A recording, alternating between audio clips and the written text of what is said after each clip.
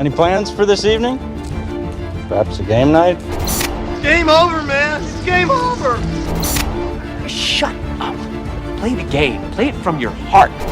26 years ago, we started playing a little game. Now, we're all gonna sit down. We're gonna finish it. And may the odds be ever in your favor. And here we go. Hello, and welcome to another episode of Dice Camera Action, a mashup podcast about board games and movies. I'm Jason Tripp, and today I get to live out my dream of being a Hollywood movie star. I'm Matt Cousineau, and I swear I'm not a commie. For those of you who have no idea what Matt is referring to, stay tuned because today on the podcast, since the Academy Awards are happening on Sunday, March 2nd, coming right up, we've decided to devote an entire episode to Hollywood and movie conversations. Now, those of you who are here to listen to a board game conversation, have no fear. Doesn't mean we're just going to be discussing movies today. We've actually picked what we think will be the perfect Hollywood-themed game to discuss as our feature game today before we dive into a conversation about the Academy Awards and all things Hollywood. But as always, before we get into today's feature, we'll take a few minutes to share a bit about what we've been playing and what we've been watching. So just a couple of shout outs. Jason, want to start us out? What have you been playing? Yeah, I've been playing quite a bit. Actually, in the last 48 hours, we had our annual 24-hour board game marathon event at our church cafe that I and a friend curate. So ripped through a lot of games over that 24-hour period. But one in particular I wanted to shout out, which is kind of an expansion spin-off to one of my favorite games. One that I don't believe has been mentioned on our podcast as of yet. One of my favorite games is Concordia, which is probably familiar to many of our listeners. But Concordia Venus was just released a couple of years ago as sort of a spin-off and adding some elements to that sort of economic hand management area control game. And we had a chance to play that in probably this was our 3 or 4 a.m. game. And Concordia Venus adds an interesting team element. Normally, this is single players versus single players managing. It's a hand management game, so you're managing cards in your hand, and you're playing these cards. Everybody's dealt the same deck to start the game, and you're strategically playing this cards on your turn that allow you to move your colonists around a map on land or sea, to build settlements, collect resources and cash. But with Concordia Venus, it adds a 2v2 or a 2v2v2 element, which I found very interesting. So you're playing against the person across the table. And every time either of you plays a card, you both get to perform that action. And it's pretty open conversation. You can't really tell all the cards you have in your hand currently, but you can talk strategy. You can give hints. I think you should play this. We should do this. So it adds a lot more player interaction. I know, Matt, you like more player interaction in your games. Yeah. So this is far less heads down and much more heads up. Of course, when you've got such open conversation in a game, not only are you discussing strategy, but you're giving tips to your opponents on what you might be planning too. So you gotta be careful you don't tip your hand too much what you want to do and turns up coming. But I've only played the game once, but okay. if I remember correctly, it's primarily not an area control, but an area majority game. Yes, area majority game. Yeah, you can differentiate the two. So there's in most of the maps, there's multiple maps with different player counts, but you typically got about 12 regions on the board. And the cool mechanics with this game are in your hand, you've got different types of cards that are color coded. And you don't really know specifically where you're at till the end of the game. I mean, you've got scoring around the perimeter of the board, a scoring track, but you don't score any of the scoring until game end. So you might have an idea of where you're sitting, but it's not till game end where you score everything. So basically, you've got these, I forget the names, I don't have the game in front of me, but you've got cards with yellow on the bottom. And those yellow cards give you points for every region that you're in. So let's say you're in 10 of the 12 regions. Each one of your yellow cards is worth 10 points, right? Multiplied by the amount of yellow cards you have. The blue cards, I think they're Jupiter cards in particular, are every settlement you have in a region that is not brick. So you've got brick, you've got grain, you've got iron, you've got wine, and you've got silk. And so every region on the board that isn't a brick you get 1 point for each of those blue cards. So if you're collecting a bunch of those blue cards, the number of cards you have in your hand and the number of colors you're going for kind of dictates the strategy on where you're going to go with the area majority to maximize your scoring. So yeah, it was just a really good take. I love the opportunity to play 2v2. We played 4-player. You can actually play 6-player 2v2v2, which would be very interesting to have three teams of 2. It also adds these what they call forum tiles that you can collect every time you reload your hand, because you're going to play all the cards in your hand. There's a card that triggers grabbing all the cards you've played to kind of reboot and start over. Every time you do that, based on the number of cards you have played before you reset your hand, you can grab one of these forum tiles, and that either gives you an instant ability or an ongoing ability. And so those can be quite powerful as well. So sometimes you're waiting, you want to play a couple more cards because there's 4 of those forum tiles and each one is available for a number of cards you played. If you really want to reach for one that costs a little more, you want to squeeze out a couple more turns so you can access those cards. So those are the sort of the 2 main things that are added. Also, there's a wild resource that's added, salt. It's a little costly to get, but it can be used for any particular resource in the game. So those are kind of the elements and layers that are added. So if you're a fan of the original Concordia game and you haven't yet, like me, hadn't played Concordia Venus, and you'd like to have the option of a multiplayer versus multiplayer or adding these elements to the game, I highly recommend it. It's Concordia Venus. Had a good time, and I think I'll be picking it up and adding it to my collection. Nice. Yeah, I've only played the game once. I think we might have played with one of the smaller expansions or something, but it was more just the base game. It wasn't the Venus for sure. And yeah, I had a really good time with it. I think I might have played with the same. Did you play with Steph and Don? Yes. Yeah. So just local friends here, part of our gaming group. I played with them as well. And yeah, it was a really good one. And again, it's a game where you can still more or less do what you want to do based on your cards and stuff. So there's not too much blocking or like, I can't do this now because somebody else did that, if I remember correctly. But there is still a heavy amount of player interaction because you're constantly trying to outdo people in different zones depending on what you're trying to predict what they're going to do and get to the regions before your opponent, because the first time you get to a region, it costs less. If you're the second person to get to that particular region, the cost is double to put a settlement there. You can share settlements, but it's kind of a race to spread out and get more colonists on the map. Each colonist you have on the map, you start with 1 on land and 1 on sea, but as you add each colonist you add, you can adds another step, a movement step. So the more you can get those out, the more you can spread wide and beat your opponents to some of these settlements. So yeah, no, it's a good game. It's in my top 10 all time, and Concordia Venus is really solid. So what about you, Matt? What have you been up to? What have you been playing recently? I played Cubitos with my son Charlie. I hadn't played Cubitos is a super fun game, and I played it a ton. A couple of years ago when I first got it, and then it had been a little while since I'd played it, and we were kind of looking at my shelf, and often Charlie, my 8-year-old, is like, I want to learn something new, teach me something new. And then I look at my shelf, and I'm like, okay, On Mars, no. Anachrony, no. Pipeline, no. Yeah, that's more 18, not 8, yeah. So, I ended up kind of spotting Cubitos, and although there's a good amount of reading on the cards, and Charlie's really good with this. Once I teach him what a card does, even if there's 8 or 9 of them, I guess these kids have just sharp memories these days. But yeah, he's really good at remembering things once he knows, right? So now he knows the purple die does this and this. He's good. And so, we played Cubitos. For those who aren't familiar, it's a racing game. It's really cute. Kind of fun, cartoony in theme, but essentially it is this large map, and it is a race where you're going from there's a start line and a finish line, so it's pretty straightforward in that way. And there's a bunch of just little cubes, or not cubes but squares, that you have to race through to get to the end. And it's sort of like a deck builder, but it's a dice builder. So it plays a lot like a deck builder. You start with X amount of gray dice. They're just plain Jane boring dice that don't do too much. And then you roll them, and I think on the gray dice, only 50% of the sides have something on them. Either they let you move one step, or they'll get you like $1 for buying power. So then you start with your, I think it's 8 or 10 of these gray dice, and you roll them. And then the way it works is as soon as you have 3 sides showing, you become at risk of busting.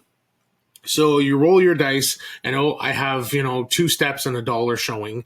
Now I can push my luck and pick up my other 7 dice. And I think you're only allowed to roll 9 dice. And now that I'm thinking about it, so you pick up your other 6 dice, and you're like, I have a 50% chance of rolling on each of these dice. So I think I have you kind of math it out and decide you want to push your luck. You roll them, you hit blanks, you bust, you get nothing. And you get to go up on this other little side track that'll get you some bonuses, just as kind of like a consolation prize. If you hit something, then again, you can keep going. You could pick up your dice that you rolled blank on, and you can push your luck and roll them again. So, I mean, we've all played these kind of games before. Quacks of Quedlinburg comes to mind. But yeah, in this case, it's dice rolling. So at any point, you can stop and just take the symbols that you have, and you can resolve them in the order of your choice. So if you want to buy cards, buy dice, or move first, there's a bunch of like icons on the board that'll get you bonuses and different things as well. So you might want to move your little dude onto one of the bonuses, and then use your money to on top of the bonus that you got. So there's all these different combos and things that you can do. So it's super fun and rewarding in that way. But what's really fun about this game is, as I said, it's sort of like a deck builder, right? So at the beginning of the game, you set up, the game is a little bit of a beast to set up, but there are 8 different colored dice on top of the gray dice that you start with. And so the yellow die, you take a stack of the yellow cards, you shuffle them up, and there's a good 10 or 12 of them. You shuffle them up, and you pull one out, and you put it on the board. And then this is what the yellow dice does for this game. And then you do the same for the purple, the orange, the brown, the blue, the, et cetera, the red. And they all sort of have lanes or personalities, let's say, or themes. The blue dice typically does X, Y, and Z. And the red dice, actually the red dice is an interesting one. It always compares your red dice to everybody else's red dice for the round. And whoever has the most results showing gets a reward, and then they lose that die and they have to rebuy it again, or that kind of thing. The green dice, I think, if I remember correctly, protect you from busting. So if you roll the shield on the green die, you can set it aside, and then you can keep going until you bust, and then you just lose your green die, and then you don't bust.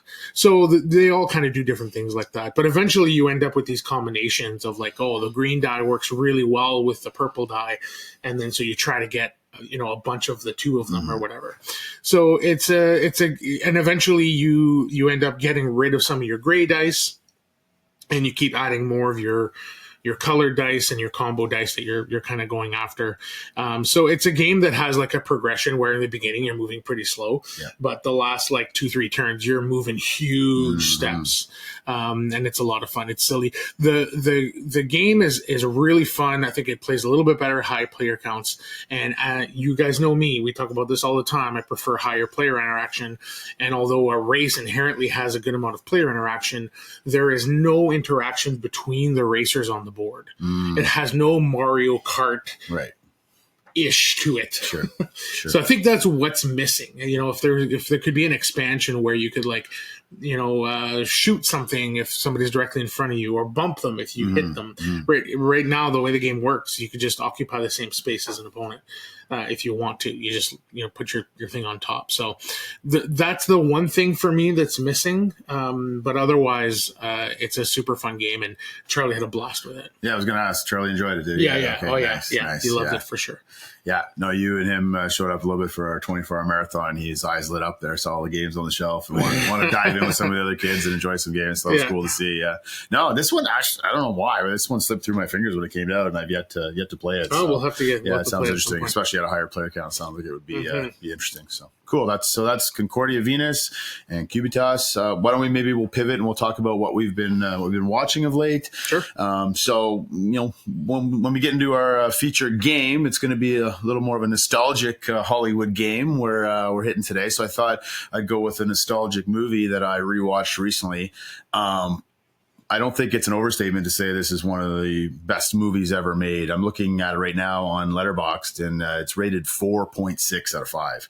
It is very rare. I could probably count on all my fingers and toes the movies that are 4.6 or higher on Letterboxd. Yeah, I mean, anything above 4 is wild. Anything 4 is really good. Yeah. Anything about 4.5, you're talking about all-time classic. And this is certainly an all-time classic. For sure. It's called 12 Angry Men. I'm sure some of our listeners have maybe heard of it, maybe haven't seen it, because if those of you just watch new movies, this one might have slipped through, but I highly recommend it.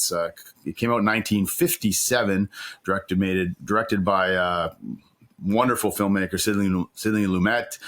Basically, it's a legal procedural, but it's basically almost like a chamber piece. It almost exclusively takes place in the deliberation room amongst the jurors, hence the name 12 Angry Men. Basically a play. Pretty much a play. Yeah, pretty much a play. This very easily could be, and it has been, a live action play, but Lumet makes it very cinematic. One of the best scripts ever.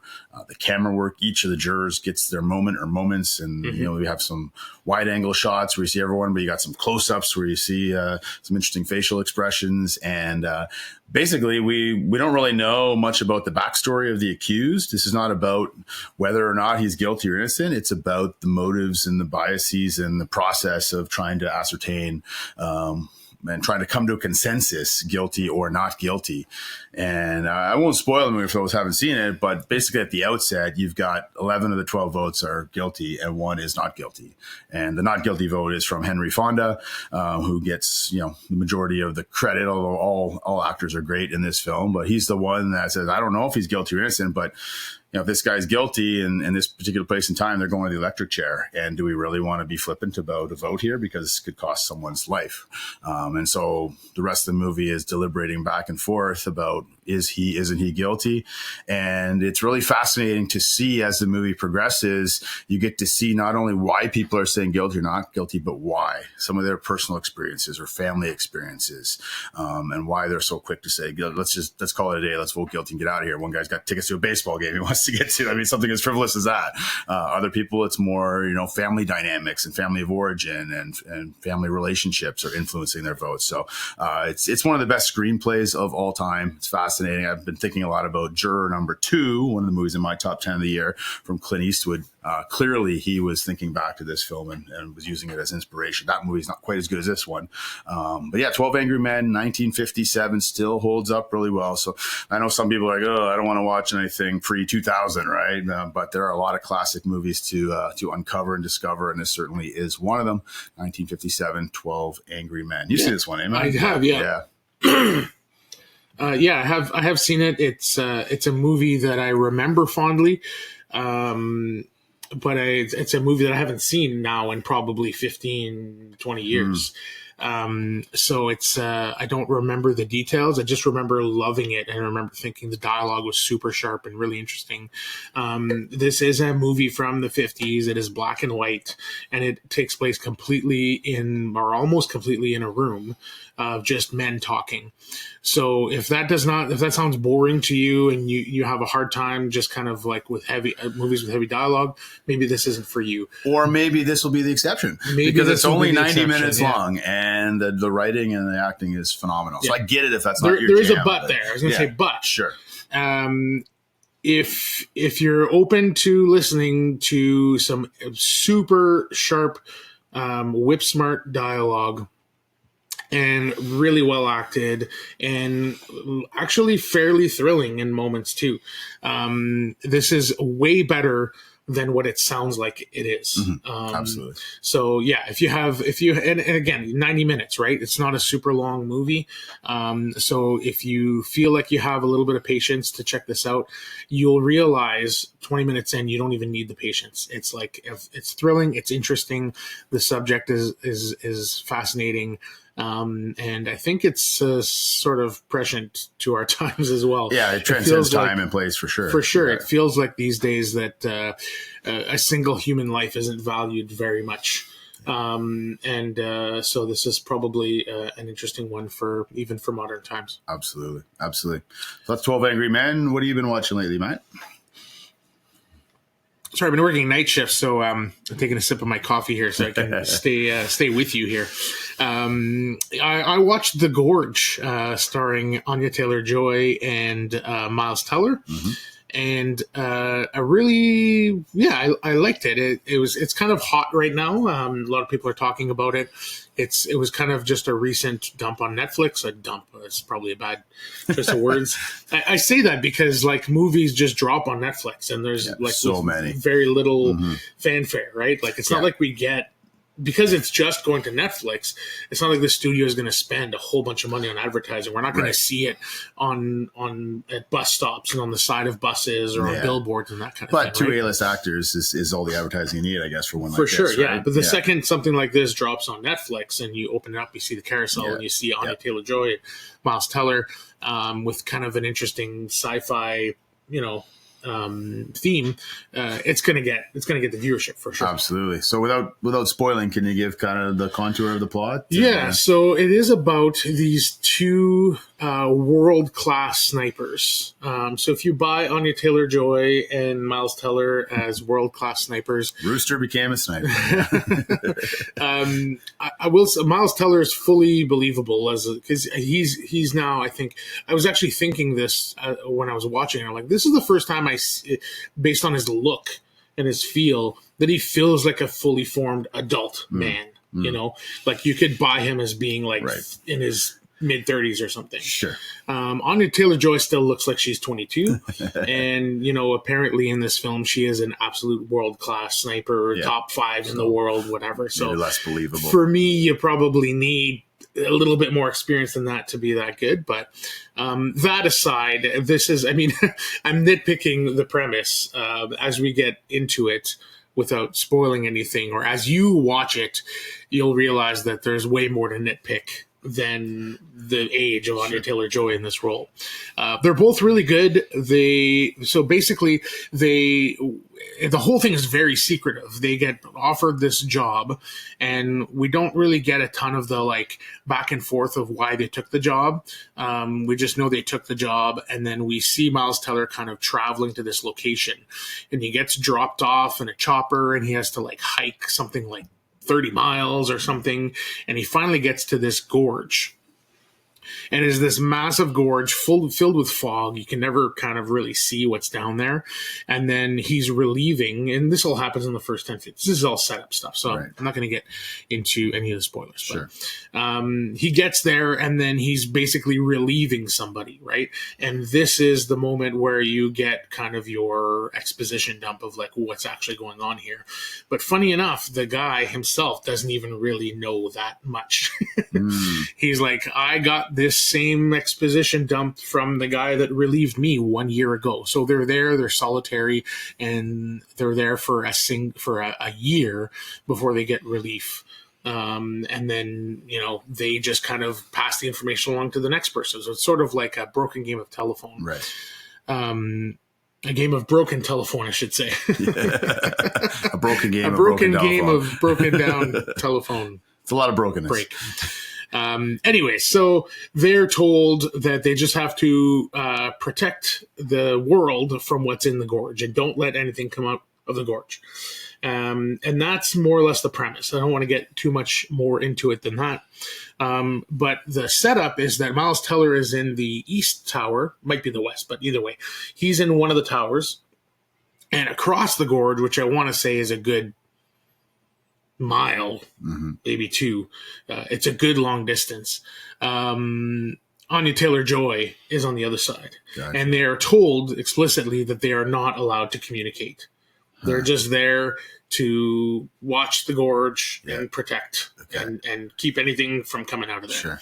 And what's in there and what happens and whatever is its own thing that maybe we can discuss down the road when the movie's a little bit older. It is interesting. It's not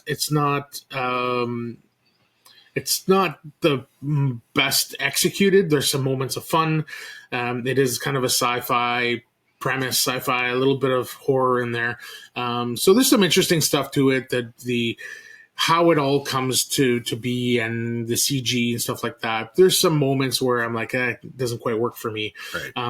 But it was a good time. And essentially what happens is that Miles Teller and Anya Taylor-Joy end up communicating by writing and kind of sending messages back and forth, and they end up having a little bit of a love interest there. Okay. So I won't get too much more into it, but it is interesting. It's a little bit sexy. It's definitely some really fun moments. That is specific and sort of meta with these two characters, these two actors. It was fun for sure. Nice. I think I gave it a 3. You did give it a 3, and it is a 3 3-star overall on Letterboxd. So it's a good time, and it's not much more than it's that. worth watching. Not one maybe you'll revisit, but it's not time wasted, right? For sure. It was directed by Scott Derrickson, and he directed the original MCU Doctor Strange. He directed the horror thriller Black Phone, and there's a Black Phone 2 coming this year. Movies like Sinister, The Exorcism of Emily Rose. So he functions in that sort of sci-fi horror thriller sort of space, and it sounds like this has elements of all those here as well. So yeah. If you like that list of movies, you'll probably dig this. Yeah. It's not his best work, but it's definitely a good time. Yeah. For a Netflix dump, it's probably a decent Netflix dump, right? Absolutely. So there's it far falls worse squarely into that Netflix decent Netflix dump movie. Yeah. Just dropping this thing, and then it has its cultural moment. It's a good time. Cool. So that's The Gorge and 12 Angry Men, our movie recommendations, or what we've been watching lately. All right. Well, let's pivot to our main game review today. As we mentioned earlier, it's Oscar Academy Awards season, so we wanted to devote an entire episode to movies and Hollywood. And as we were thinking and looking on your shelf here where we're recording, Matt, you pulled one off the shelf that actually neither of us had played. You owned it, but you hadn't got it to the table yet. That's right, yeah. And it comes from Facade Games. And shout out to Travis Hancock and Facade Games. He's published a number of games that look like books on a bookshelf. And you've got a couple other ones on your shelf as well. I see you've got a couple games here. Those of you watching on the YouTube channel, you can see we've got, what are they? Bristol 1350 and Tortuga 1667. And I think this belongs to what they call the Dark Cities. Dark City series of games. Exactly. Okay. And they all look like books. They're all and packaged then you like open up books, the books, and they're all based on historical events and places per se, right? So another one in the series, the one we're going to focus on today, is a little closer to our day and age, Hollywood 1947. Hollywood 1947. And so I'll just talk a little bit about the game and a quick rundown of the game. You did have a chance to play it when you popped into our marathon event. I had a few more plays throughout the day. And so we can talk a little bit about our sort of first impressions, early impressions of the game. But just a little bit of the notes about the game. It was designed, as I mentioned, by Travis Hancock, Facade Games. Player count here is 1 to 9 players.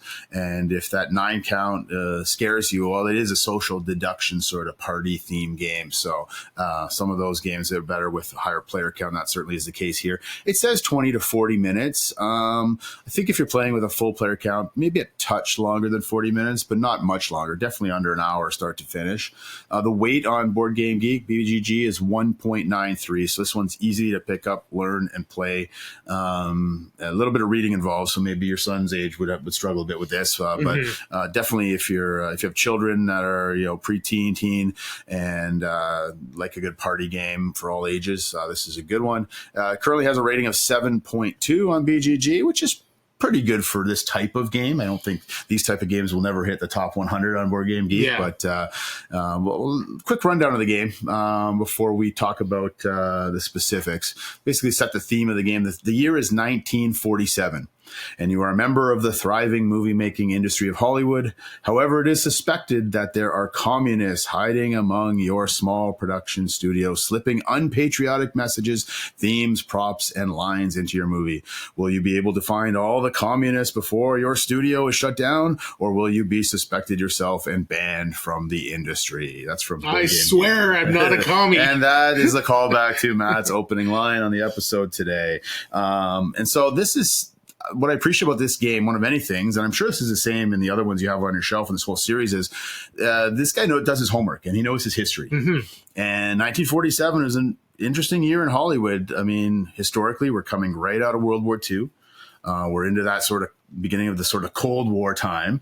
And there was an actual historical event where there was a lot of suspicion about Hollywood at this time. We see this even in a movie like as recent as Oppenheimer. This was sort of a subplot in Oppenheimer. There's some communist ties for him and others.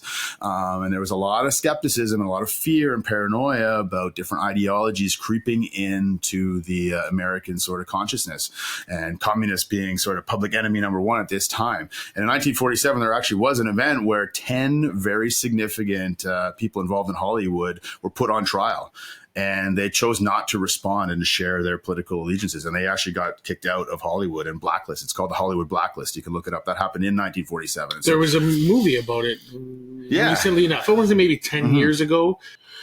Yeah, the name of the movie is Trump, starring Bryan Cranston. Yeah. Good callback. Yeah. So you're right, 10 years ago. And it says here, the career of screenwriter Dalton Trumbo is halted by a witch hunt in the late 40s when he defies the anti-communist HUAC committee and is blacklisted. So the HUAC was the committee that was putting him on trial. And so this game, this social deduction party game, calls back to that moment in time and plays it out in a neat, kind of clever little social deduction way. So I'll just talk about how the game flows and plays, and then we can have some back and forth, Matt, about your first impressions having played the game as well. So basically the game plays over 3 phases. So each round plays over 3 phases, and there can be up to 7 rounds in the game. And each round, basically a movie is being produced from start to finish. And so the setup at the beginning of the game, you've got these loyalty cards. So it's, hidden identity game. So everybody's given either a patriotic loyalty card, a communist loyalty card, or there's one, I think 2 at very high player count, rising star loyalty cards. So I played 7-player a few times, and we had 4 patriotic around the table. We had 2 communists and 1 rising star. So you look at that at the beginning of the game, keep that information hidden. That's your role. And so the idea is if you're a patriot, you want to make sure the films that are being produced have patriotic sensibilities and loyalties. If you're a communist, you want them to have sort of communist propaganda leanings. And if you're the rising star, you kind of want to play both sides, like other hidden movement games or secret identity games. You want to kind of make sure things play out pretty even and go the distance all the way to round 7. So at the beginning of the game, everybody gets a D8 die, one die, and these dice have stars or blanks. So there's 4 stars on the 8 sides and 4 blanks on the 8 sides, and you basically roll that. I'll talk about what those mean shortly. You also give everybody 3 propaganda cards. So you've got I think it's about a deck of about 60 cards. There's your propaganda cards. So they'll either have sort of a patriotic symbol on it, or a communist symbol on it, or a neutral symbol on it, either +1 or +2 or neutral. And so that's your hand that you're going to manage and use some of those cards throughout the game. You're also going to give each player 1 of 9 jobs in the Hollywood industry. And we'll talk about those jobs shortly. So that's the setup at the beginning of the game. Pretty simple. You've also got basically all of these really awesome little movie posters from different movie genres, these genre cards. The production quality is fantastic. The art is fantastic. Beautiful. Yeah. And it's just like thematically absolutely nails it. The movie cards are basically movie posters. Yeah.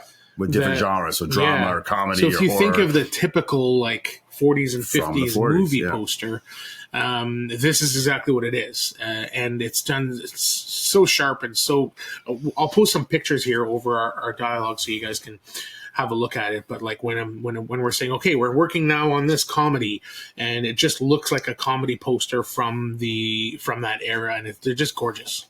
Yeah, so that's basically the setup of the game. You get with those cards, those dice, you have those genre posters face down in the middle, and you've got these kind of colored, sort of translucent film strips. So they're either red for communist, blue for patriotic, or there's 1 for the rising star. And then that's the whole setup. So really easy, takes a couple minutes to set up out of the box. That looks like a book. And then we go to the 3 phases. The first phase is the production phase of the film. So you've handed out all these 9 jobs. So you have 3 options. Each player at the table has 3 options they can perform during this production phase. You can either perform your job that you've been given, and we'll talk about the 9 jobs. We'll run through those. You can swap your job with any jobs that weren't taken. There's 9. If you're not playing 9 players, you're going to have 1, 2, 3, a few jobs that are in the middle of the table. If you don't like your job, you can swap job. But if you swap the job, you can't perform right away. That's just in preparation for the next round. Or you can re-roll 2 of those dice, yours if you want, or 2 of your opponents or collaborators around the table. So let's just talk about those 9 particular jobs that you could have during the course of the game. And they're all numbered 1 through 9. You perform those jobs. Yeah, so you start with number 1 is the screenwriter, and whoever has the screenwriter, from there you go clockwise around the table. We did kind of house rule it, and we went from number 1 through number 9 because we felt that was a little more exciting. But it says in the rules you go clockwise around the table, starting with the screenwriter. The screenwriter is important as the first action because what the screenwriter does is they have the option to grab not 1 but 2 of those genre posters and secretly pick one to reveal and place in the center of the table. So this is interesting on 2 levels because if the screenwriter is communist, and because on each of these genre posters in the bottom corner, it has either the communist symbol, 1 of them or 2 of them, or the patriot symbol, 1 of them or 2 of them, or neutral. And so based on their allegiance, their loyalty card, they can kind of pick a film that's already leaning one way or the other. The downside of that early in the game is that might tip your hand on your particular allegiance, loyalty. But sometimes you have no choice. I mean, if both of them are communists, you got to pick one, whether you're communist or not. And so as we were playing, someone would have, they picked a communist poster. Obviously they're communist. And sometimes it was no, they weren't, but they had to pick one of those 2. It just so happened they grabbed both genre posters that were leaning in that direction. So that's what the screenwriter can do. So they have a little bit of power out of the gate to pick which film is being produced. The producer is number 2, and the producer's special ability is they can swap any 2 job cards at the table. They can change their job with another person in play. They can change their job with a job that's out of play. And unlike the option I said where you can swap jobs in preparation for the next round, when they swap, they immediately not only swap, but they can perform the action of the job they swapped for or made other people swap for. So that has a bit of power as well, especially if you're the communist and you want to help out the other communists around the table. And I should say this is hidden identity, but I failed to mention this. Oh yeah, the onset of the game is very important. Everybody puts their heads down, like a lot of these social deduction games. But all of the communists get to put their heads up, so they know who they are. The commies know who they are. They know who they are collectively and can kind of work together, where everybody else has to keep their heads down, eyes closed. So that happens at the outset of the game. Sorry, failed to mention that. And so the producer can swap jobs based on some of the information they may or may not know. Number 3 role is the director.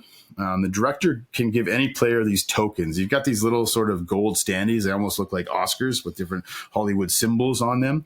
They can give any player one of those tokens, including themselves. And those tokens have some influence later on in the phases of the game. I'll talk about that shortly. Number 4 is the gaffer. The gaffer can perform 3 total rerolls at the table.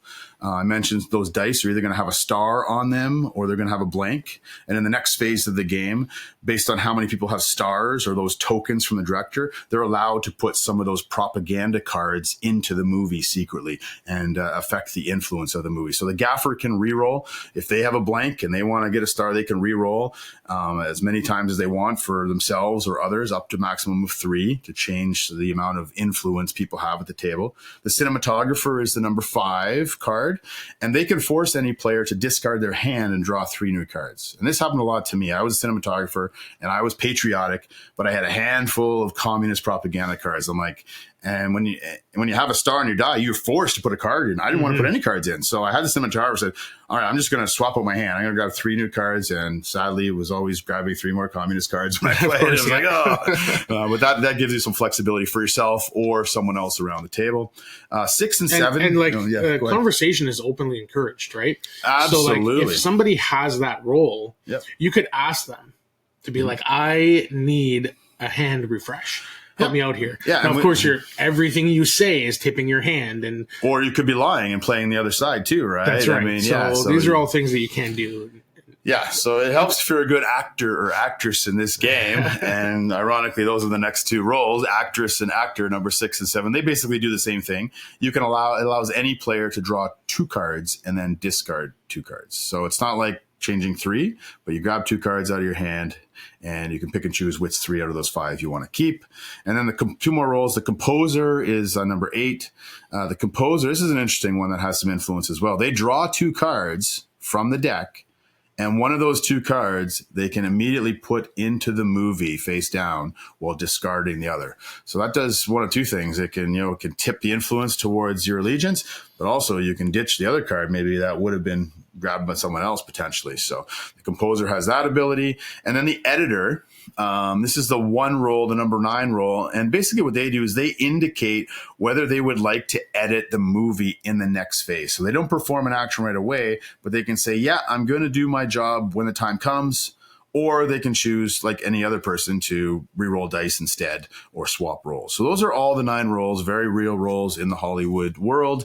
And that all happens in the production phase. So that's pretty quick. Around the table, whether you're playing 9 players or less, everybody takes their ability. Everybody gets a single turn. Everybody gets a single turn with one of those 3 options: performing your job, swapping your job, or re-rolling 2 of your D8 dice around the table. That's all in the production phase. Then we go into the second of 3 phases called post-production.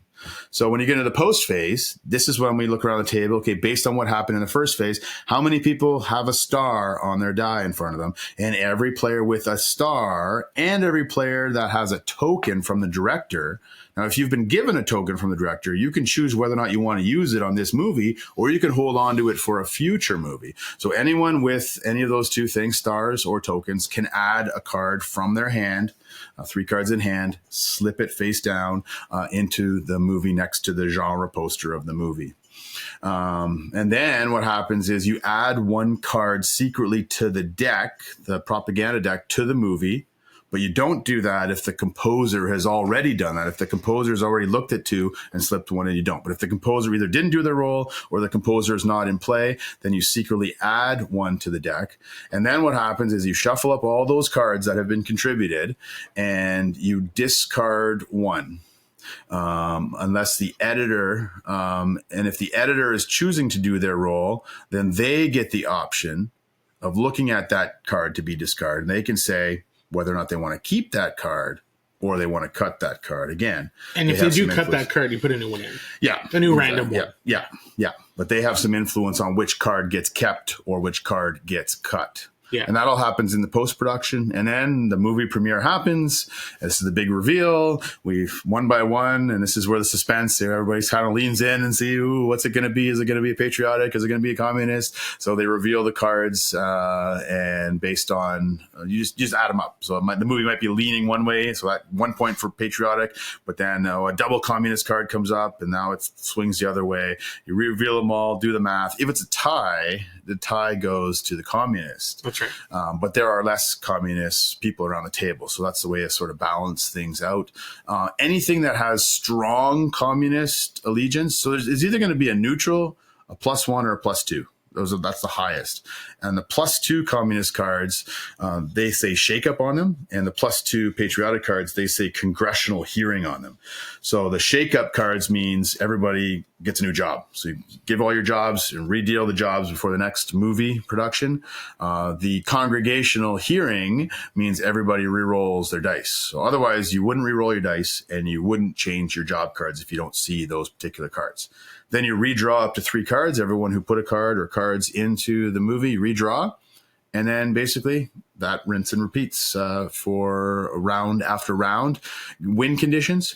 Patriotic or communist teams win as soon as they have influenced 4 movies. So best of 7. Best of 7, basically. And the rising star, who's a minority around the table, the rising star wins if they can push the game to a 7th and final film.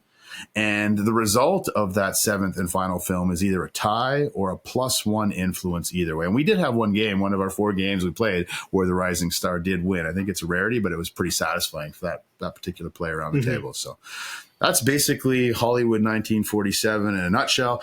Plays through very simply, easy to learn, get to the table. Yeah, I want to say, there was a huge information dump there. Yeah, that is probably hard to follow if you're just listening to audio. If you're doing the video, we'll kind of add some visual elements there that'll help you a little bit. Bottom line is you probably have a general idea of how this plays. But the bottom line is that a movie gets chosen. The movie inherently from the beginning starts to lean a little bit towards either patriotic or communist.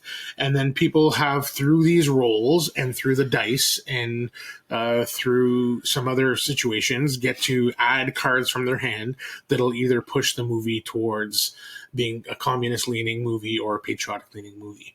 And the bottom line is that everybody's taking actions throughout these rounds, and through their actions, you're trying to deduce whether or not they're commies. Now, in my one game, I only got to play one game. I had to work night shift. So I showed up with my son, Charlie. We hung out for 2-3 hours, and then I had to get out of there. But so I only have very first impressions of a 4-player game of this. Yeah, lower player count. Yeah. And from what I understand, 5 is where it starts to shine, and the higher you go, it's probably better, as with most social deduction games.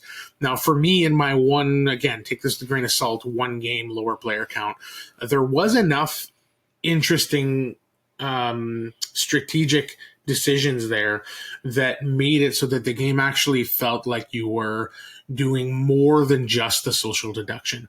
Because I will say at the onset here, I am not a fan of social deduction, I'm not a fan of pure social deduction games.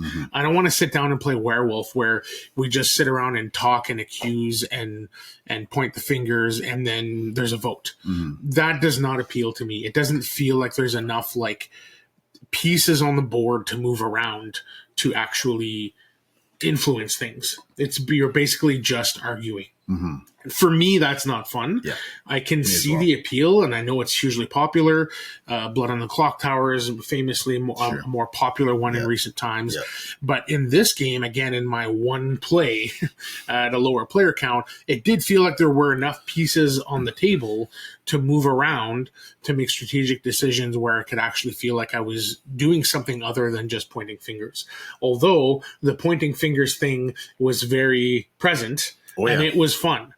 But I feel like it has to be a good combination. I like some social deduction in my game. I don't want social deduction to be the whole game. And that's just me. So that's kind of my first impressions, having played just, again, the one game.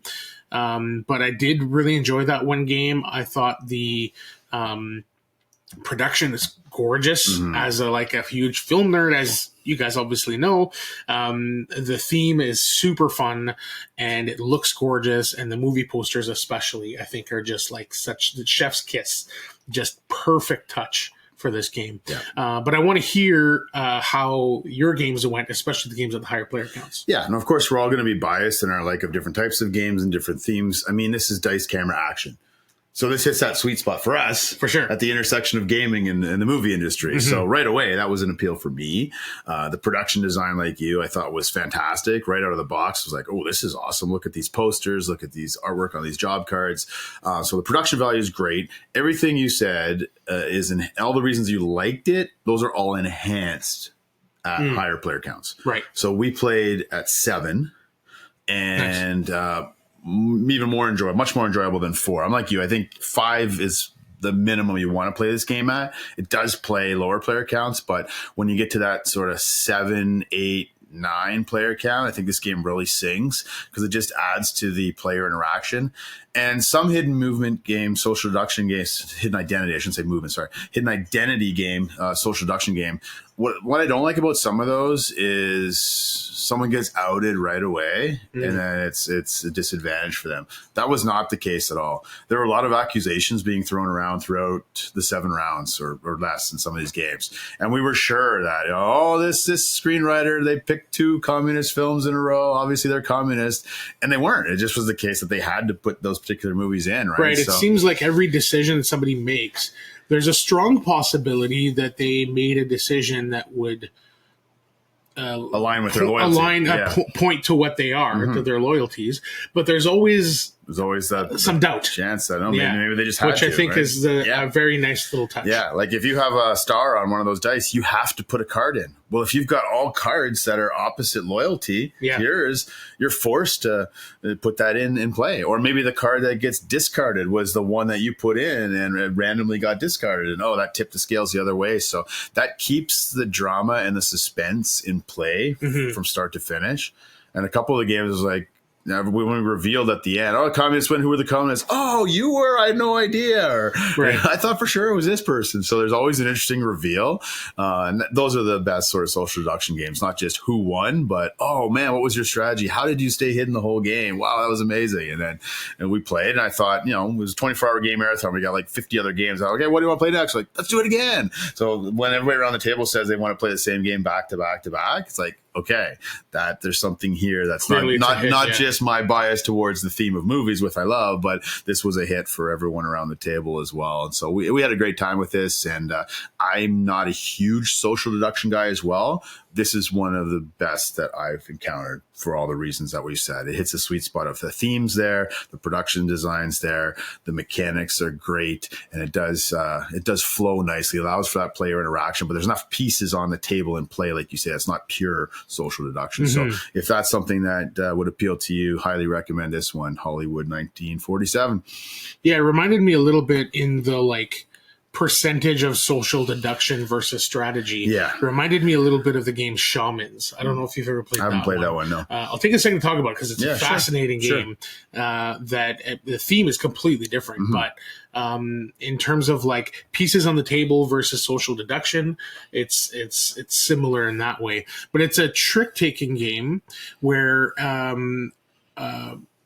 one person at the table, and I don't even remember, the theme is I want to say it's very loose and very a little bit more abstracted, but the theme is one person is we're all shamans and one person is a black or dark presence. Yeah. And there's a whole bunch of different suits, and it's a trick-taking game.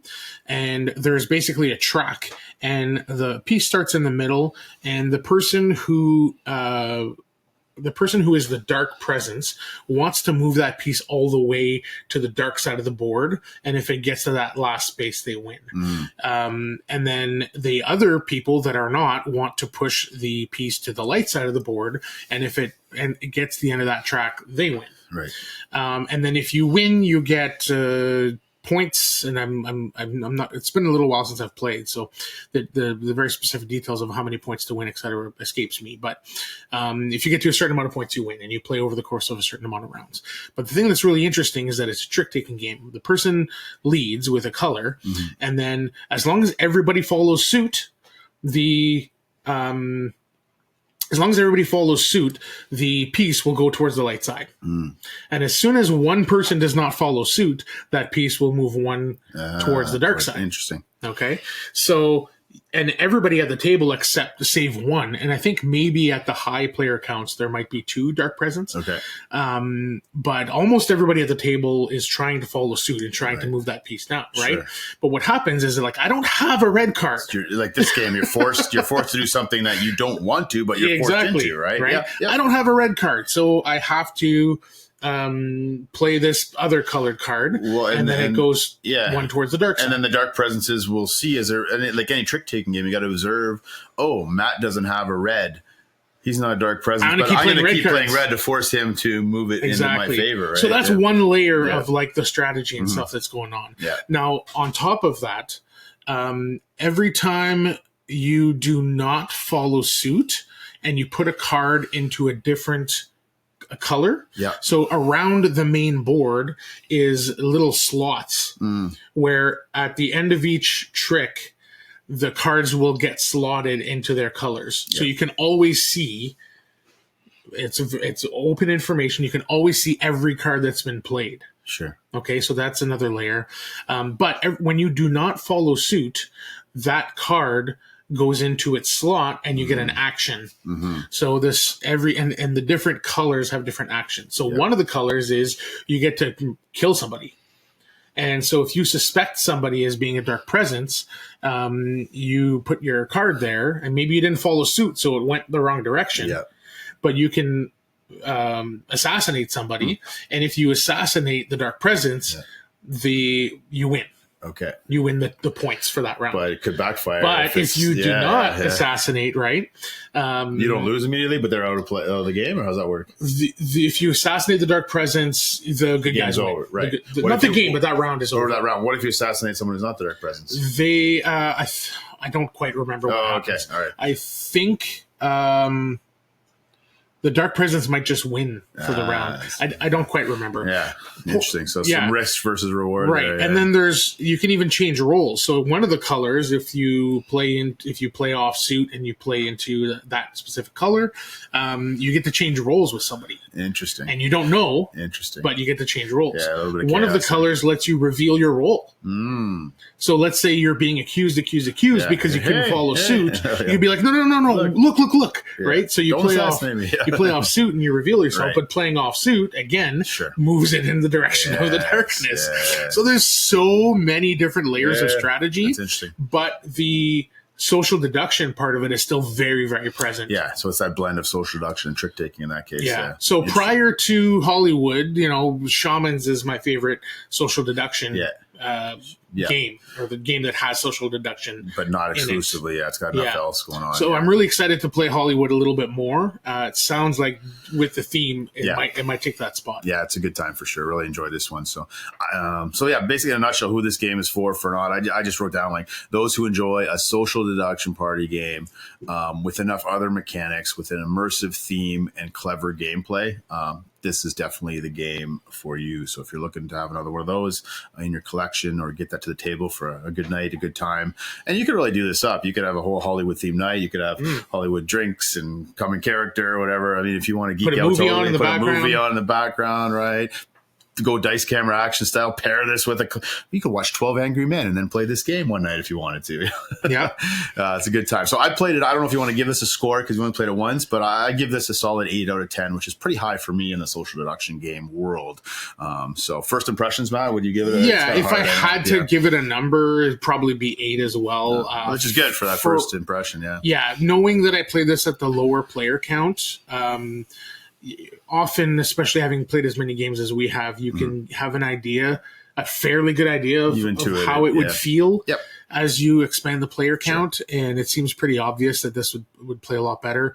But even at that 4 player count, I had a good time. And there were some interesting decisions and planning for the future, changing my role, knowing that I couldn't do anything this round, but I was going to have a huge influence next round.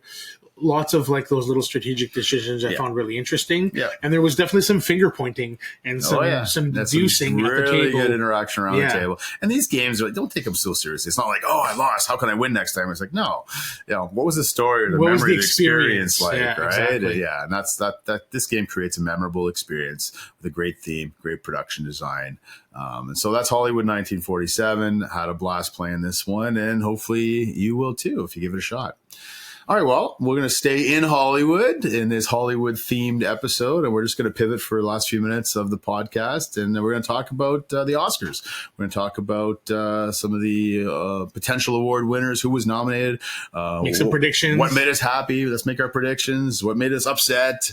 It's been a pretty wild and tumultuous Oscar season. There's been a lot of mudslinging and smearing going on. We won't get into all that right now, but the Oscars, if you're interested, they air on the evening of Sunday, March 2nd, hosted by Conan O'Brien. So that should be good. Yes. Are you a Conan fan? I am. Yeah, I am as well. So I'm really Conan. looking forward to seeing what he does as the host this year. So I thought maybe why don't we just go through some of the categories, and we can let our listeners know and remind ourselves what's been nominated. And we can just kind of hover over each category for a minute or two and talk about our predictions, what we think will win, what we want to win.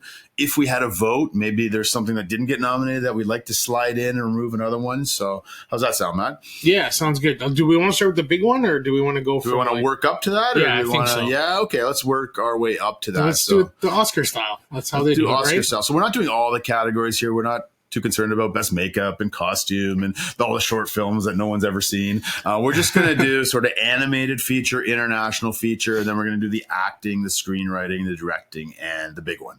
And so let's talk about, I'm sure some of our listeners are into animated feature films. You've only seen one of these. I've seen all of them except, I haven't even seen the one that's widely available, Wallace and Gromit.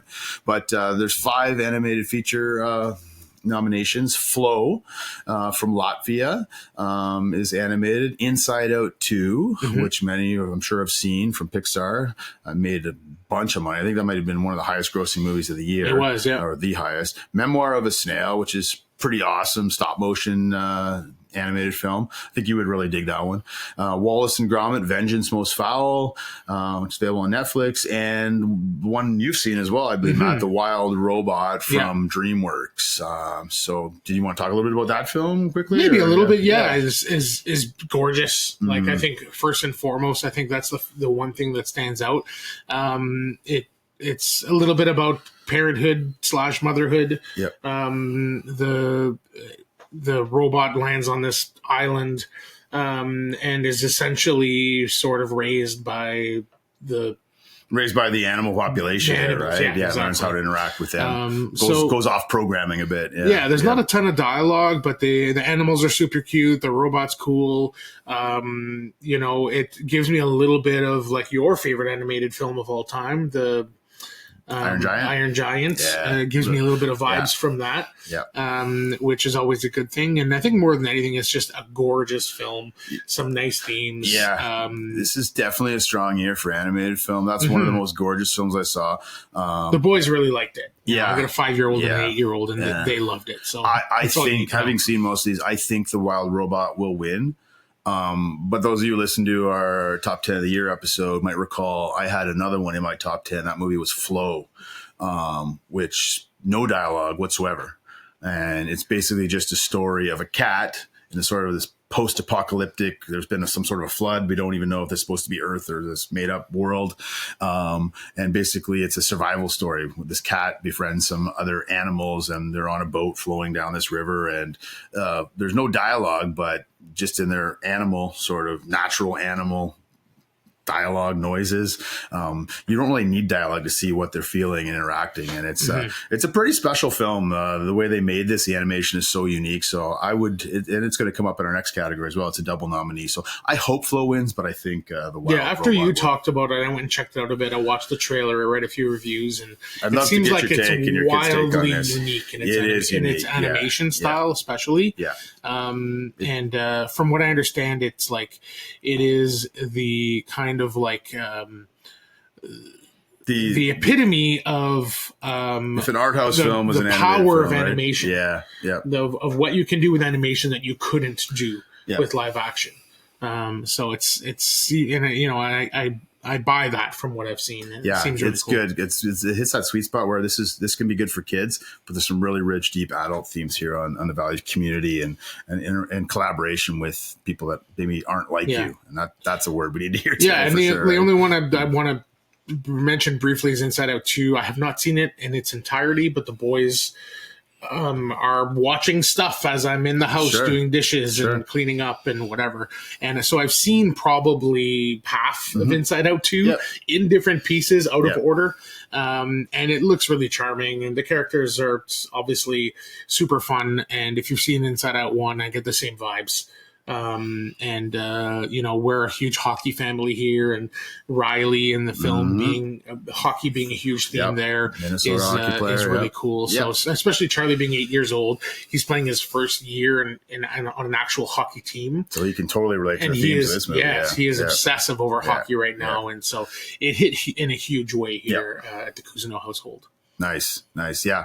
So a really solid year for animated feature. Would recommend all of those. Wild Robot will likely win, but I got a place in my heart for Flow. Let's pivot to best international feature. This is going to be all you. This is all me. I know. Well, I'm the one who's really advocating for Hollywood is not the be all and end all to film. There's a lot of great films to be seen and had around the world. You're a commie. Yeah, I must be a commie. Yeah. So here are the 5 nominees. Again, Flow, a bit of a surprise nominee, double nominee. It's nominated not only for animated, but it's from Latvia. I believe it was approaching. I listened to an interview with the director. I think now it is the highest grossing Latvian film of all time, and it's an animated film, which is pretty cool. Not a high bar, probably, but still, that's for an animated film. For an animated film, that's good. Impressive. One that got a lot. Well, obviously the one that has plenty more nominations. Sadly, Amelia Perez out of France is nominated here. The Seed of the Sacred Fig. I'm a big fan of Iranian films. This is an Iranian director who actually had to flee the country in the wake of this film. He's landed in Germany, so I guess. Specifically, this is the German entry, but it is filmed and directed by an Iranian director. Very powerful film. I would highly recommend that one. Probably the bleakest film I've seen this year, but just gorgeous black and white cinematography. Come back for our next episode for more on gorgeous black and white cinematography. But this is from Denmark, called The Girl with the Needle, a historic true story, sort of post-war. And then another one that has some other nominations we'll see coming, I'm Still Here, directed by Walter Salles from Brazil. That one's getting a lot of support from Brazil and around the world as well. So I think, sadly, Emilia Perez will probably win here. But I would love to see any of the other ones win. Just anything, but sorry for those of you who like Emilia Perez. I'm not a fan of this film at all. I would love to see Flo or Sacred Fig, or I'm Still Here is probably the only one that has a shot because, spoiler alert, it was nominated for Best Picture as well. But those are the 5 international feature film nominations. Let's get into the screenplay category. You want to read these off? Start with sure. Yeah. Adapted? So again, I've only seen one of these. I think you're way more heavily into the Oscar style films. I don't know the best way to say that, but we're going to give a horror film some credit shortly. Yeah, exactly. So I'm more into the genre stuff, and of course I love a lot of these films as well. But especially when you get onto the edges of it, when you're talking about internationals, animated, and stuff like that, it falls off of my interest a bit. But so Best Adapted Screenplay, Sing Sing is a nominee. Nickel Boys, which is your favorite film of the year. Yes. Emilia Perez, which we'll take a moment to talk about Emilia Perez in a little bit here. But that's a super interesting moment, I guess, in the film world. What's going on with Emilia Perez right now? Conclave, which made my top 10. So that's my pick and my favorite of the bunch because it's the only one I've seen. It's also your least favorite of the bunch because it's the only one you've seen. That's true. And a complete unknown. Excuse me. The Bob Dylan biopic starring Timothy Chalamet. Yeah, exactly. We'll see that upcoming again. Yeah. So I think the one that you've seen is the one that will win. All signs point to Conclave winning this category. Of course, Nickel Boys being my favorite of the year would be my hope. But I will not be disappointed if Conclave wins. It's a pretty awesome screenplay and adaptation. I haven't read the book, but it's pretty slick screenplay here. And absolutely, script, yeah. That's one thing that stood out to me for sure watching that movie, and probably thing that's the biggest strength of the film, I think. Exactly. So if it's going to win only one award, it probably should be this one. So yeah. Okay, well, let's pivot to original screenplay. I'll read these ones off. So, Honora from Sean Baker, a film that's been getting a lot of love since it premiered at Cannes in France in the spring. The Brutalist, we talked a little bit about on previous podcasts. 3.5-hour epic from Brady Corbet. A Real Pain, a film that I think is on your watch list and maybe high up on it. I'm going to watch it before the Oscars for sure. Fantastic. I think much like Conclave, I think the screenplay is one of the major strengths of this film. Jesse Eisenberg both directs and stars in the film. September 5 was also nominated. I think, have you seen that one as well? I have not, but it's another one that I'm very high on my list. Yeah, I'd be curious to get your feedback on that. And hey, look, a genre film. Yay, The Substance. The Substance for Best Original Screenplay as well. So do we want to have that conversation? Do we want to have the Substance talk now, or do we want to hold off on that? We could. Yeah, why not? Sure. You just recently watched this with your wife. Yeah, so which is I saw one this. I would not touch. I would not even advise my wife to watch any of this film, but yeah, so hilarious actually. Valentine's. This is your Valentine's Day movie. Oh, yeah, exactly. So like as everybody knows now, if you listen to the podcast, is that a bed set up in the corner of this room? Yeah, it's when I'm in the doghouse. I sleep in this room. The studio and the doghouse. But anyways, so Valentine's watch for my wife and I. And essentially what happened, as I was saying, that if you've listened to the podcast, we just came back from Disney. Yeah. And we spent 10 days in Florida. And I don't know if you've gone to Disney, but it is not cheap. No. And the Canadian dollar versus the US dollar at the moment is also not doing well. I know. So I'll be heading that way in a couple of weeks myself. This probably cost us, 20% more than what it might have cost if we'd have gone, let's say, 5 years ago. Sure. So yeah, we're in kind of money saving mode and paying off some debts and that kind of thing. So we're trying not to spend too much money. So all that being said, we decided for Valentine's we're going to put the kids to bed. We're going to cook a meal. meal. Yep. We're going to, just hang out together and throw on a movie. What says Valentine's Day more than a romantic viewing of The Substance? The Substance. What else is going to put you in the mood, So, but my wife likes, we sat down and said, what are you in the mood for? And she's not a huge movie person, but she does like films, and being married to me, that's kind of a prerequisite. Sure. Had she heard about this film already? She had through me. Through you. Okay. Yeah. She's a super heavy reader. She read 100 books in 2024. Wow, that's impressive. And so basically all of her downtime, she goes and sits in our little reading nook and she'll read. And that's what makes her happy. But from time to time, we'll sit down and watch the movies, and she really likes, so I asked her, what kind of movie do you want to watch? She says, pick something that's quirky and interesting.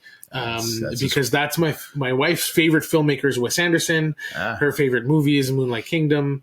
Sorry. Great movie. Huge fan of that one. And we quote it all the time.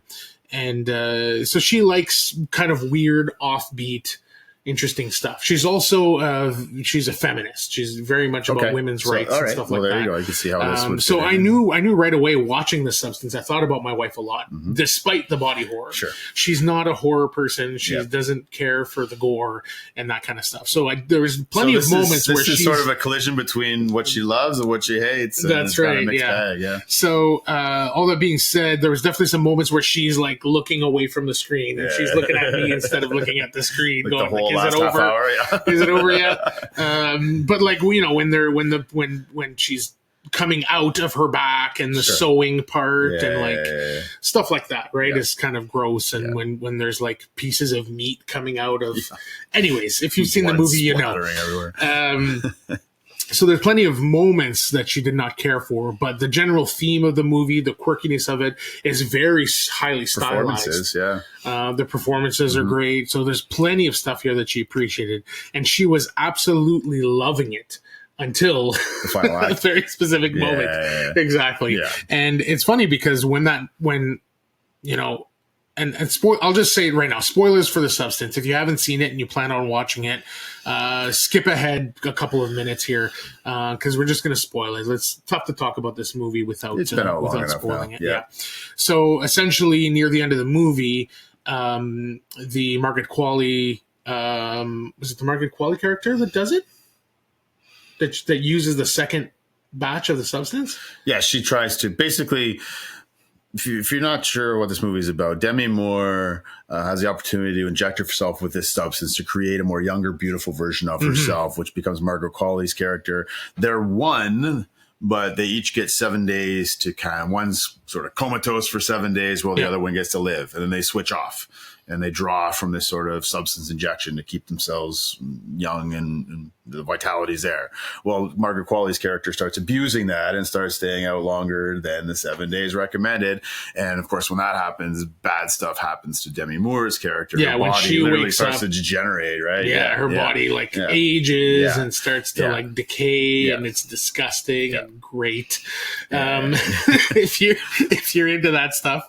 But near the end of the movie, Margaret Qualley stays awake for months when it's supposed to be 7 days.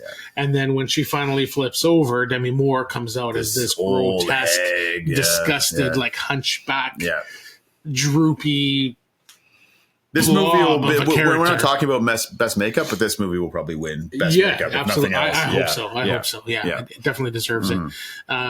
So then, basically she decides that she wants to end this cycle and end Margaret Qualley's character. Right. And so she gets this, she orders from the company that provided the substance, the termination needle or an injection or whatnot. And she's about halfway through and she has kind of regrets and decides not to do it. Right. And then so Margaret Qualley wakes up and then for the first time, both characters are awake, yes. and conscious at the same time. And they duke it out. They have this like a massive, and this is when the movie goes really batshit, really off the rails, in ways that you may or may not like. Sure. So they fight, and then Margaret Qualley essentially wins the fight, but now she's injected with this like termination stuff that's probably going to kill her. Yep. And she's like starts to vomit and not feeling well, and she feels like she's going to die. And then remembers she's supposed to do this New Year's Eve performance. She's the new Hollywood star, right? Yeah. So she remembers that like at the very onset of the movie, when they initiated this, there was this like green substance that she injected. Well, she goes and rifles through her medicine cabinet, finds what's left of the green substance, injects it into herself. So now you're doing the copy of a copy thing. Yes. And we all know what happens when you make a copy of a copy. Bad things happen. Yes. So essentially, instead of just giving birth bad, bloody, grotesque to a younger, better version of herself, she gives birth to this like Monstromo. Monstro there, and then a title card comes up and she's called Monstroso Ellie Sue, I think is the name of it. So she comes out of there and she is this disgusting monster with arms coming out of her back and faces coming out of droopy breasts, and it's disgusting. And the best way, if you like David Cronenberg films, this is a treat for you. It's fantastic. And she looks amazing in the most disgusting way. It's so cool. And like my favorite thing is like the face of Demi Moore. Jeez, why am I struggling with names today? The face of Demi Moore is coming out of the back of her shoulder with this huge, wide open, gross, disgusting smile on it, and she's just like looking around. And there's like teeth. There's like a bunch of teeth coming out of her shoulder, and like, anyways, it's disgusting. So your wife must have closed her eyes for most of the last 30 minutes. And then what happens is that like this person comes out and it's gross, and she looks in the mirror the way that the characters have done many times over the course of the film, looks in the mirror, sees herself, and then the title card comes up. Monstroso Ellie Sue, I think is the name of this monster. And my wife expected the movie to end there. She's like, oh, that was awesome. And then like the movie, all of a sudden it goes back and the movie continues. She's like, oh, there's more. And that's when it goes off the rail for her. And that's when it went off the rails for me a little bit in my first viewing. But the first 90% of this movie was so good and so interesting and subtle as a sledgehammer, as you've said before. But just, the themes just get hammered and hammered and hammered. But some themes as important as this need to hammer away at, for sure. Right? Yeah. And I still appreciated it for what it was. Yeah, it still made my top 10. I loved, as it did for me. But I loved the first 90% of this movie, that despite not caring too much for that last act, I had still given it 4 stars. And on a second watch, it's interesting. So on a second watch, first of all, I expected the craziness of that last act. Yeah. We don't need to spoil it, but it goes wild from there. Yeah. But the craziness of that last act, I expected this time around. So it didn't punch me in the teeth quite as hard as it did the first time. Yeah. Did it work for you a little better or not? It worked for me a touch better, but it was actually after the movie. It was a shower thought.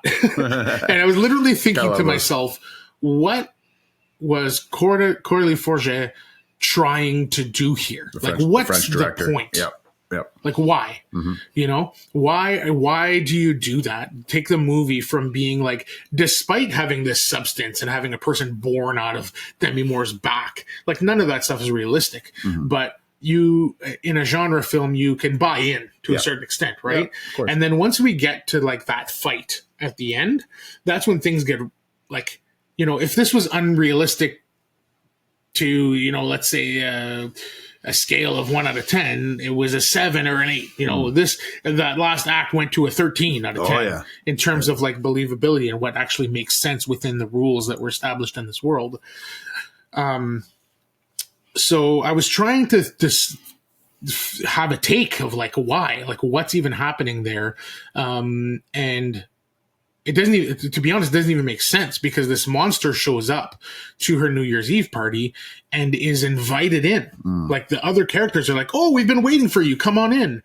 And that's what kind of struck me as weird is like, what is happening here? Right. Clearly it's not her. Clearly it's this monster. Yeah. So what's happening? I couldn't even process it. And then there's all the blood and the amount of blood that can't even possibly exist in that volume of that monster gets squirted out all over the place and all this stuff. But all that to say, what I kind of came down with after like meditating on it a little bit is I think that Coralie Forget maybe is pissed off. You think?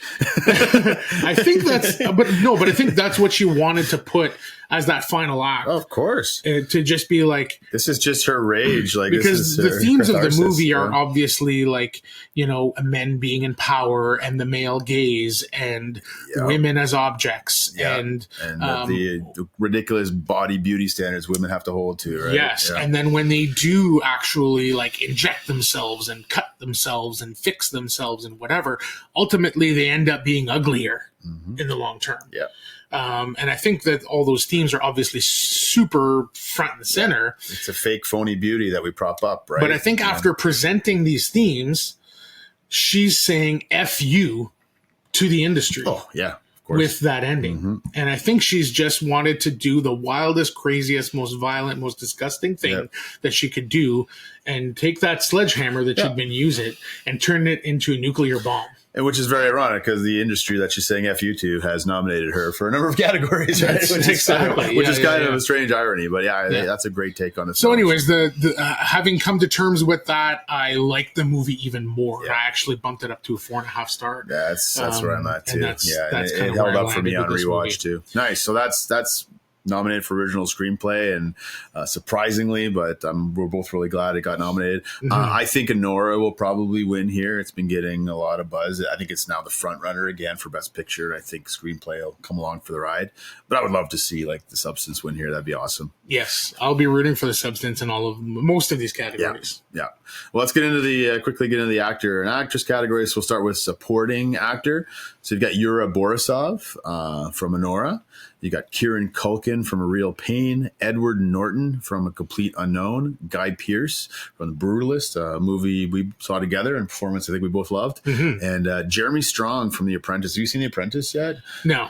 Okay. I didn't really want to watch it. Much more Donald Trump content than I needed to, but I love both these actors. I love Sebastian Stan and Jeremy Strong. He's just one of those big Daniel Day-Lewis type character actors, and he does a really awesome job in this film. So I was happy to see him nominated there. But Kieran Culkin's been winning everything start to finish, and there's no reason to believe he won't win here. Yeah. You know what? Kind of hope he does. He deserves it. Although it's a bit of category fraud. I think he's more of a co-lead than supporting actor.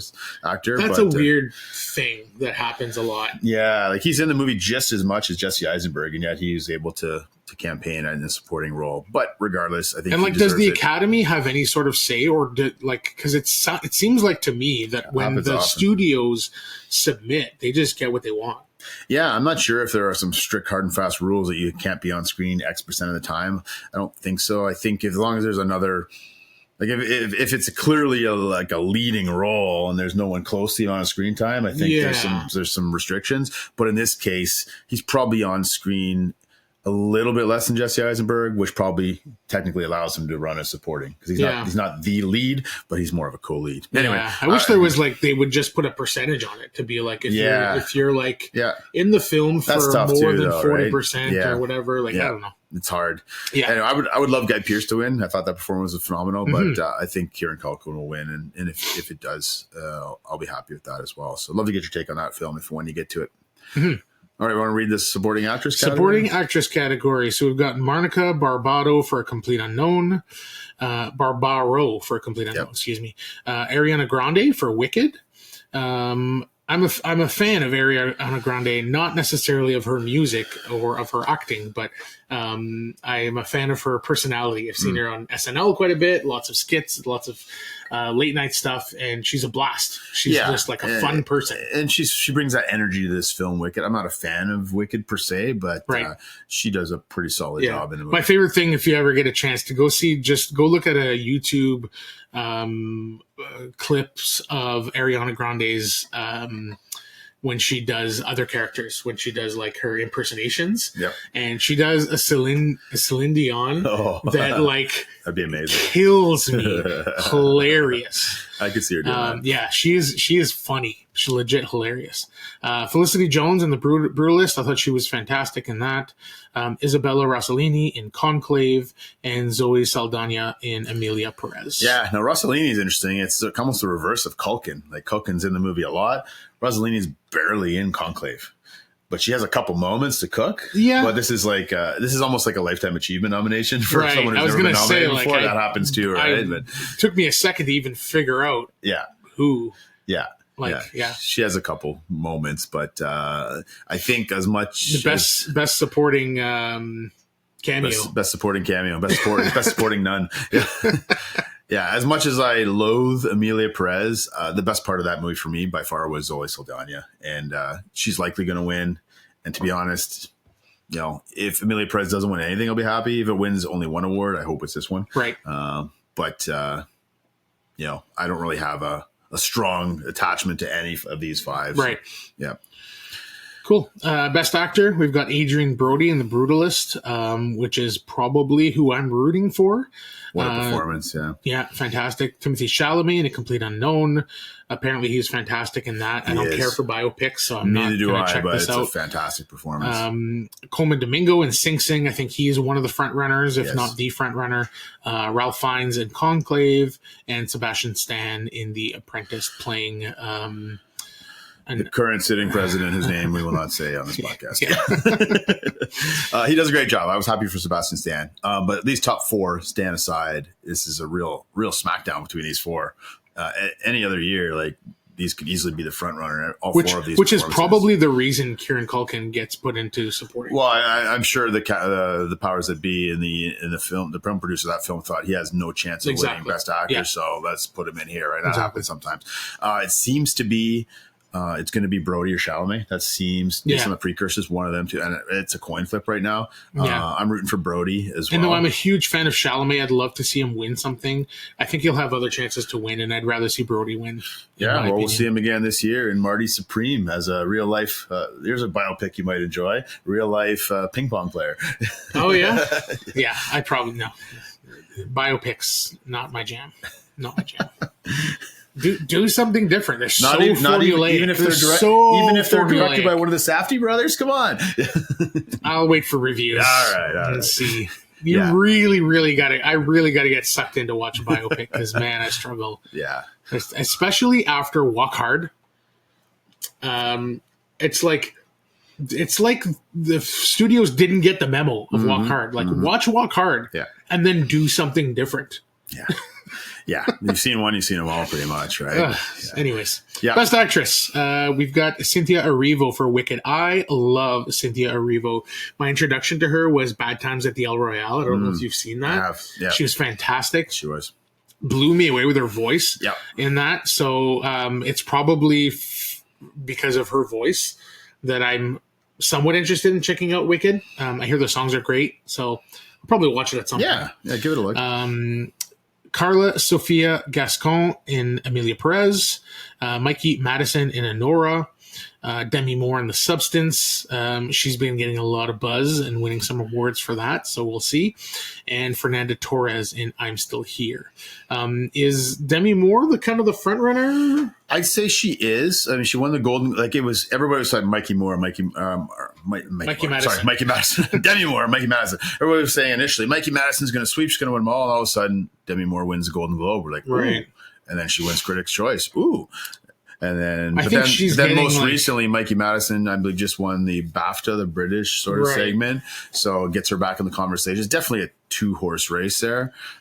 Carla Sofia Gascon is the first trans actress ever to be nominated, although there's been a lot of nasty tweets, races. I doubt she'll win now. No, I don't even think she'll show up. I don't even think she'll be in the building. So it's between Moore and Madison. I still feel Moore will win, but I wouldn't be surprised if Madison does. And I'll be rooting hard for Demi Moore. But it's a good moment for Fernanda Torres. I haven't seen I'm Still Here, but her mother was nominated a generation ago. And so it's kind of interesting for her to get a sort of a surprise Best Actress nomination. She actually won the Golden Globe in the other category. So she's definitely still there for sure. Yeah. So we'll see how that plays out. But hopefully Demi Moore wins it. It would be great to see her get a win for her. Yeah. And I think it's like, if Madison will have her shot another time potentially too. Yeah, right? it's another situation where the Academy, and it's like it's a voting party. So when we say things like this, it's like, is it really realistic? But I still will say it. It feels like Demi Moore being voted in The Substance is almost like a Lifetime Achievement Award. Like she's put in all her time in Hollywood and was disrespected in a lot of ways. It's a bit of a comeback for her now, for sure. And so it might be like the feel good vote. That being said, it is a worthy performance. Though, it is right? a worthy not like performance, Rossellini, which is hardly on screen, right? Yeah. But like if you just take it on their face, or faces in the case of Demi Moore, if you take it on its face, Mikey Madison maybe should win, but and it's funny because my wife said, like, as Margaret Qualley for The Substance, is she nominated? She asked for Best Supporting. Well, I would have liked to have seen her over in Isabella Rossellini for supporting. For sure. But I thought my response to that was like, she's asked to do a lot less than Demi Moore, because Demi Moore is the one going through all the emotional stuff. But as a supporting role, she could have got a nomination. But I guess they wanted to spread the love a little bit with this film.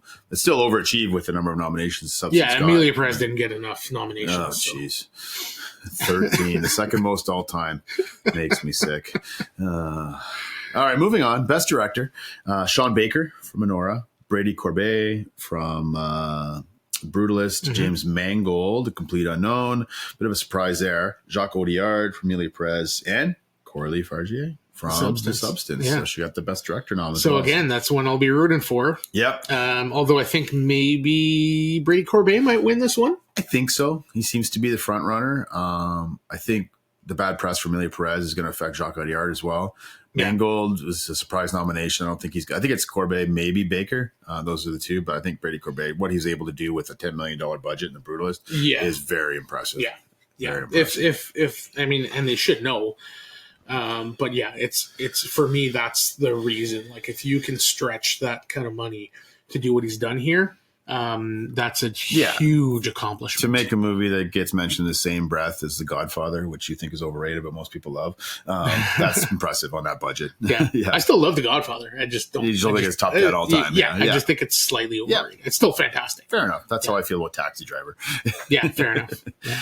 All right, let's get to the big one. Drum roll. All right, you want to read these? Best Picture. Yeah. So Best 10. Picture, and like, was it like 10 years ago or so they decided to go from 5 to 10 because they wanted to include... They used to go 10 back in the day. They went down to 5, and then it was like no set number. It could be somewhere between 5 and 10. That should probably be it. But like, anyways, I like having more in there. It's more to talk about, right? Sure.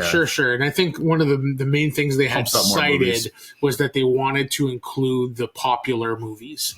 Well, we have an interesting. Well, when you look at all these 10, and we'll name them shortly. Like, you've got the blockbuster, you've got more of an art house film, you've got the genre film, you've got the musical, but for a long time, it was just the Oscar Beatty art house films that were there, right? And now then you've got the mix of both my wife wouldn't. Not my wife's a bad example because she's sort of into this stuff, but the average moviegoer would look at the Best Picture nominees and be like, I haven't seen any of those, I haven't heard of most of them. Where now most people can say, well, I've seen Dune Part 2 and I've seen Wicked, if nothing else, right? That's right. Yeah. So they'll be able to go in and have like a horse in the race. Yeah. And it's about ratings too, right? So, yeah, for sure. So Best Picture, we've got 10 here. We've got Anora, we've got The Brutalist, we've got A Complete Unknown, Conclave, Dune Part 2, which I guess it's got some below the line stuff, but we haven't mentioned it today, but it's got a few below the line. But Denis Villeneuve getting snubbed for Best Director. Man. How does that happen? Yeah. 2 times in a row. Doesn't make any sense. Amelia Perez, though, is in there. I'm Still Here, Nickel Boys, The Substance, and Wicked. So anything stand out to you here? I'm really happy Nickel Boys got in here. I wasn't sure if it would. It was either that or Sing Sing probably. Right. Or or Real Pain. One of those three was going to get in, and obviously Nickel Boys being my favorite. Glad it's there, but it's not going to win. I think there are like if you're going to split these into top five, bottom five as far as chance to win, Anora is now the clear front runner, I think, after sweeping some of the recent awards. The Brutalist is hot on its heels. Conclave's in the conversation.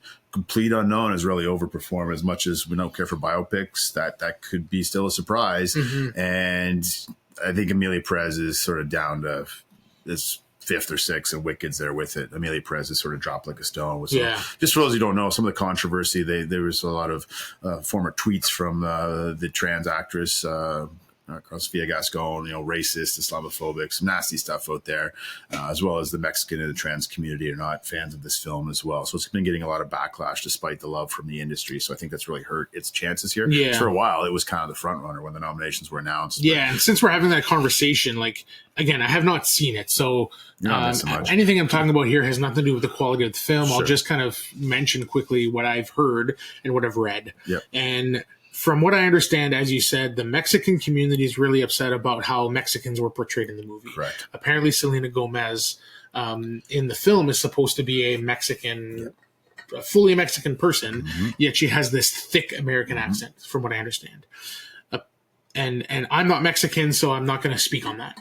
The trans community apparently is not very happy with the way that the trans conversation or the trans conversation happened in the film. Like even in the movie itself, apparently the trans community is not super happy with the way that it was portrayed. And again, I'm not trans, so we're outsiders. But when I see my Mexican and trans friends getting up in arms, I take note, right? For sure, exactly. And so there's a lot of like, and this was, and for the record, like we're talking, and it was also nominated in foreign film, but that's Paris's submission.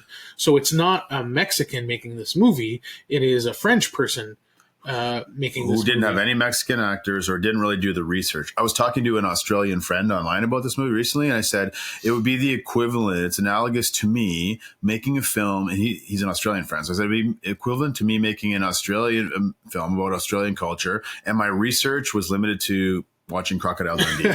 Exactly.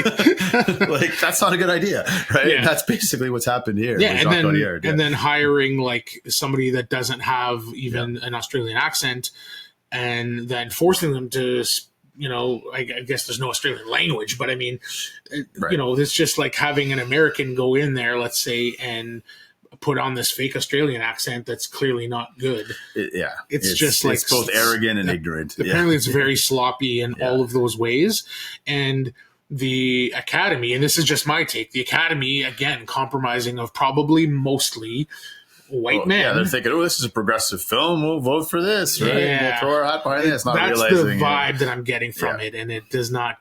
It's not a good bad taste in my mouth, no, too, for sure. And for all those reasons, I have no interest in watching Amelia Perez. Yeah. So you'll be rooting for what here? Dune? And I was just about to say, the Substance, I think, is a wild card. Yeah. Because of the genre, because it's a genre film, like typically the Oscars have shied away from genre films. We've seen a few win lately. We did see The Shape of Water win. Yep. Best Picture, which it was a huge shock to me, which I thought Parasite. Parasite. I don't know if Parasite qualifies as a genre film, right? Sure, it does.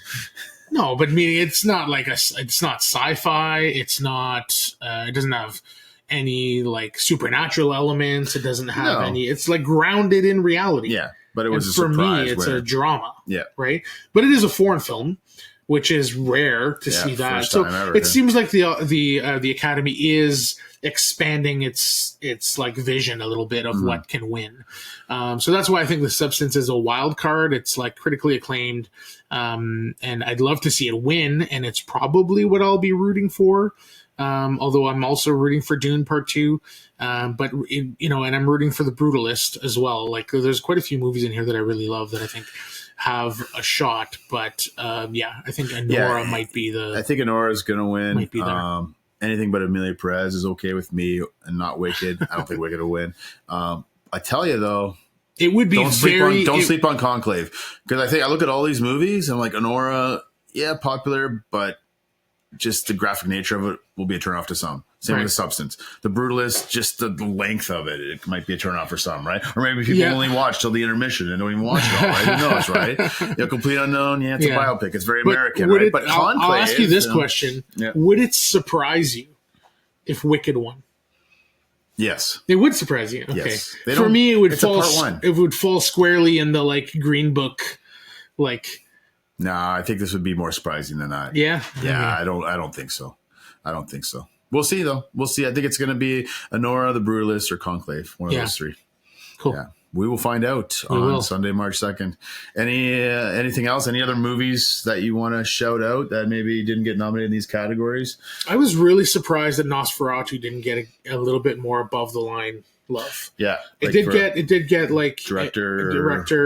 did get. It didn't get director. No, it didn't get director. Sorry. Yeah. It got got cinematography, I believe. Cinematography was the big one that Production I think it has a design. legitimate shot at. Yeah. Production design as well. I mean, Robert Eggers is famously known for those two things specifically.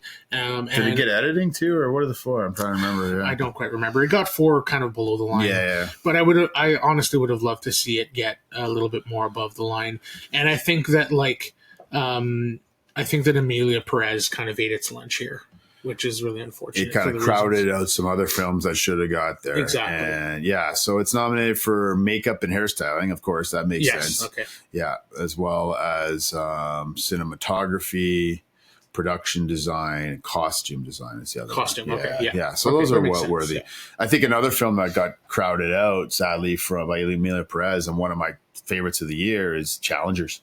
Yes. I would have loved to see how does Challengers not get a best score? An editing. Blew Score, my and mind that movie, that it didn't get a score nom. Oh, score nom, editing nom, even a supporting actor nom for Josh O'Connor. Yeah, something, it wouldn't have surprised me. A couple below the line at least. It wouldn't have surprised me if it only got score, but I would have loved to see it get. It's got to get. How does a movie like this not get one nomination? So that really upset me. Yeah. But hey, every year there's always stuff that makes us happy and makes us sad. That's the love and hate of the Oscar season. So, all right.